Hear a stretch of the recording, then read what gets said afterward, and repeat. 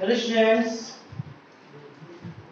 आज हम बात करेंगे ऑपरेशन रिसर्च के नए टॉपिक के बारे में, जिस टॉपिक का नाम है ट्रांसपोर्टेशन प्रॉब्लम। ये जो हमारी सीरीज चल रही है लीनियर प्रोग्रामिंग की, ये उसी का अगला टॉपिक है। ट्रांसपोर्टेशन प्रॉब्लम एक स्पेशल केस होता है लीनियर प्रोग्रामिंग का। इसमें कुछ रोज होती हैं एंड कुछ कॉलम होता है, और एक ऐसा खास तरीके का टेबल फॉर्मूलेशन होता है जो कुछ हमें रिप्रेजेंट करना चाहता है।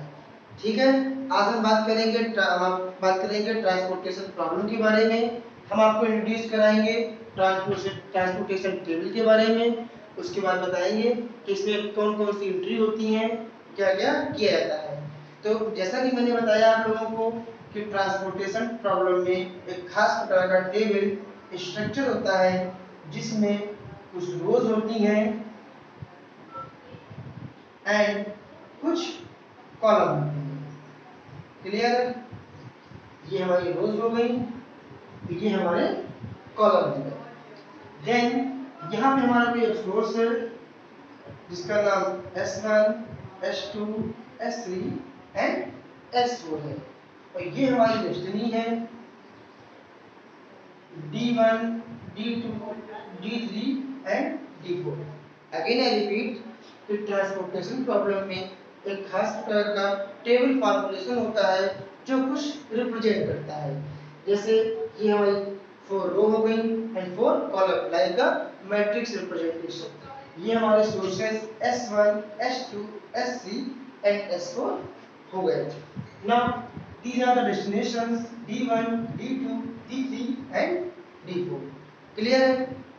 इसके अंदर हम लोगों ने कुछ कॉस्ट भर दी, C11, C12, C13, C14, C21, C22, C23 and 24, C31, C32, C34, C35, C41, C42, C43 and C44। Clear है? अब यहाँ पे हमारे पास कुछ डिमांड होती हैं जिनको हम बीजे से रिप्रेजेंट करते हैं। सपोज के लिए ये B1, B2, B3 and B4, और यहाँ हम लोगों को सप्लाईज गिवन होती हैं, उनको हम AI से रिप्रेजेंट करते हैं, A1, A2, A3, A4। This is complete table formulation of transportation problem। मैं फिर रिपीट करना चाहूंगा आप लोगों से कि ये जो स्ट्रक्चर गिवन है ये ट्रांसपोर्टेशन प्रॉब्लम का है। इसमें मेरी कौन कौन सी एंट्री हमने करी है उनको समझाते हैं। ये हमारे सोर्सेज हैं S1, S2, S3, S4। ये हमारे डेस्टिनेशंस हैं D1, D2, D3 and D4। And जो ब्रैकेट्स के अंदर गिवन है ये हमारी कॉस्ट है। किसके अकॉर्डिंग? सोर्स 1 से D1 डेस्टिनेशन तक कॉस्ट हमारी C11 है, सोर्स 1 से D2 डेस्टिनेशन तक कॉस्ट हमारी C12 है, सोर्स 1 से D3 तक की कॉस्ट हमारी C13 है एंड D4 तक की C14 है। इसी प्रकार S2 से जो कॉस्ट गिवन है ये हमारे अलग अलग है। ये सारे हमारे सोर्सेज से डेस्टिनेशन तक जाने की क्या है? कॉस्ट है।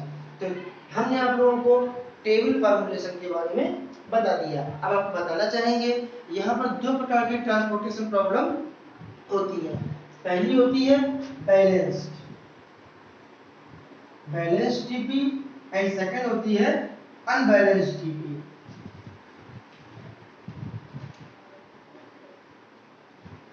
क्लियर है? तो एक मैं इंपॉर्टेंट बात आप लोगों से कहना चाहूंगा कि जब भी आप ट्रांसपोर्टेशन प्रॉब्लम के क्वेश्चन को सॉल्व करने चले तो फर्स्टली सबसे पहले आपको ये चेक करना है क्या वो प्रॉब्लम बैलेंस्ड है कि बैलेंस नहीं है। क्लियर है? जो मेरा पहला वर्क होगा ट्रांसपोर्टेशन प्रॉब्लम का वो हमारा ये चेक करना होगा वो बैलेंस है कि बैलेंस नहीं है।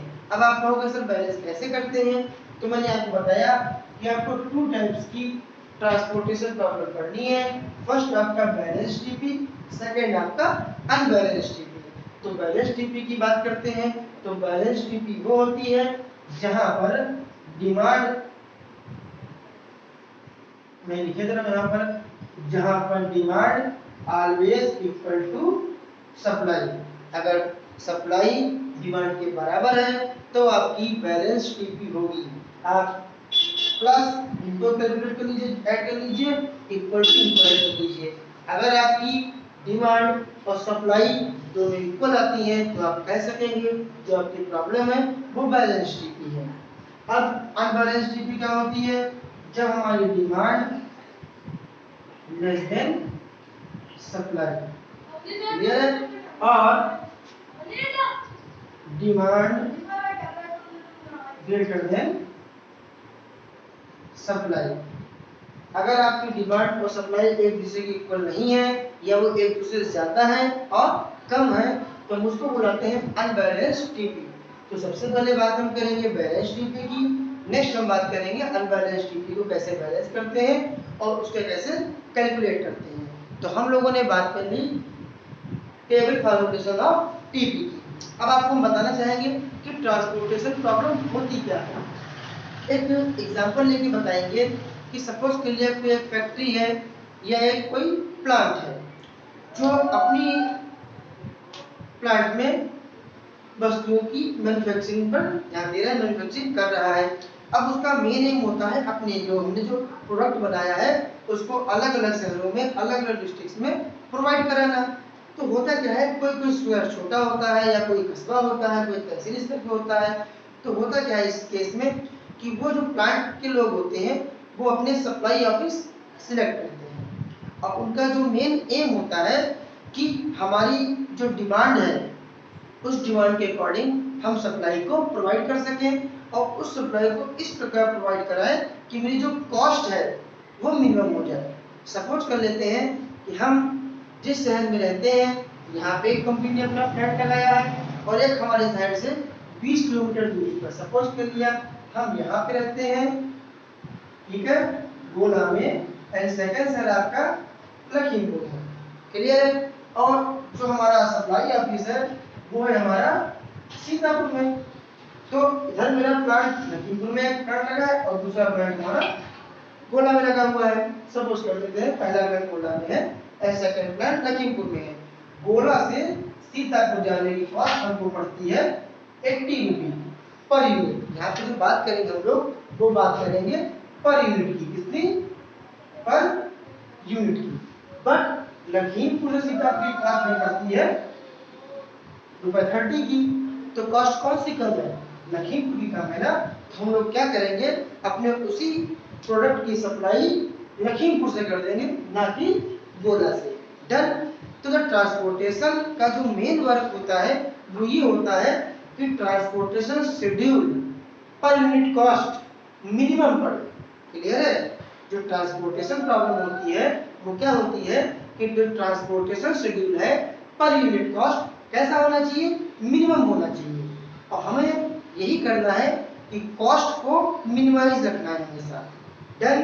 तो कितनी चीजें आपकी एक्सप्लेन हो गई। What is a transportation problem, ये थ्योरी में आता है, मैंने आपको क्लियर कर दिया।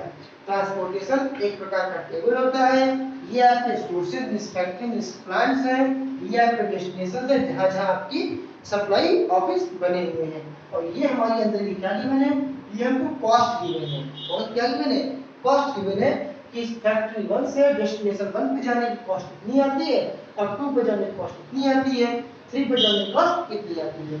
और ये आपकी डिमांड्स है, तो ये आपकी सप्लाई है। डिमांड और सप्लाई ये बड़ी इंपॉर्टेंट थिंग्स है ट्रांसपोर्टेशन प्रॉब्लम के लिए। आपकी जहाँ पे डिमांड ज्यादा होगी आपको वहाँ पे सप्लाई बढ़ानी पड़ेगी। डन। ये तो हमारा थ्योरी पोर्शन कंप्लीट हो गया ट्रांसपोर्टेशन प्रॉब्लम का। अब हम बात करेंगे ट्रांसपोर्टेशन प्रॉब्लम को सॉल्व करने के कितने मेथड होते हैं। तो आपको बताना चाहूंगा कि ट्रांसपोर्टेशन को सॉल्व करने के लिए आपके सिलेबस में 3 मेथड्स की बात की गई है। पहला मेथड है आपका नॉर्थ वेस्ट कॉर्नर मेथड। अगर आप लोगों को कोई चीज समझ में नहीं आई है तो आप मुझे अपने कमेंट बॉक्स में लिख के भेज सकते हैं, या कोई क्वेश्चन जो आपसे ट्रांसपोर्टेशन प्रॉब्लम का या पीछे जो मैंने टॉपिक आप लोगों को समझाए हैं सिंप्लेक्स मेथड के, बीएम मेथड के, ग्राफिकल सॉल्यूशन, अनबाउंडेड सॉल्यूशन, तो आप कमेंट बॉक्स में वो क्वेश्चन भेज के मुझसे उसका आंसर ले सकते हैं। डन। अब मैं बात कर रहा था ट्रांसपोर्टेशन प्रॉब्लम को सॉल्व करने के मेथड के बारे में। तो आपको बताना चाहेंगे यहाँ पे आपके 3 मेथड है आपके सिलेबस में। फर्स्ट है north west corner method. Second है आपका lowest cost entry method, short में इसको एलसीएम बुलाते हैं। डन। एंड थर्ड है आपका वोगल अप्रोक्सीमेशन मेथड, शॉर्ट में इसको वर्म बुलाते हैं। क्लियर है? अब आप लोगों को बताना चाहेंगे कि जो 3 मेथड आपके आए हैं ट्रांसपोर्टेशन प्रॉब्लम के, तीनों के अकॉर्डिंग आप कॉस्ट को निकालोगे तो आपकी कॉस्ट अलग अलग आएंगी। मैं आपको पिछले लेक्चर में बता चुका हूं कि feasible solution, basic feasible solution, optimal basic feasible solution, ये जो हमारे मेथड है ये क्या है, इनिशियल बीएफएस निकालने के मेथड है। अगर आप किसी एक क्वेश्चन को नॉर्थ वेस्ट से करते हो और दूसरा स्टूडेंट उसको लोएस्ट कॉस्ट एंट्री मेथड से करता है, तो पॉसिबल है कि फर्स्ट मेथड से करने पे आपका आंसर 100 आए एंड सेकंड मेथड से करने पे आपका आंसर 80 आए। तो ये तो डिपेंड करता है अलग-अलग मेथड के ऊपर। ठीक है, इनिशियल बीएफएस हम निकालेंगे और हम बात करेंगे सबसे फर्स्ट मेथड की, जिसका नाम है नॉर्थ वेस्ट कॉर्नर मेथड। ये वीडियो मैं आपको अगले लेक्चर में बना के दूंगा। आज आप लोग ट्रांसपोर्टेशन प्रॉब्लम को पढ़िए, समझिए। अगर कोई प्रॉब्लम आपको आती है तो आप कमेंट बॉक्स में लिखिए। Thank you.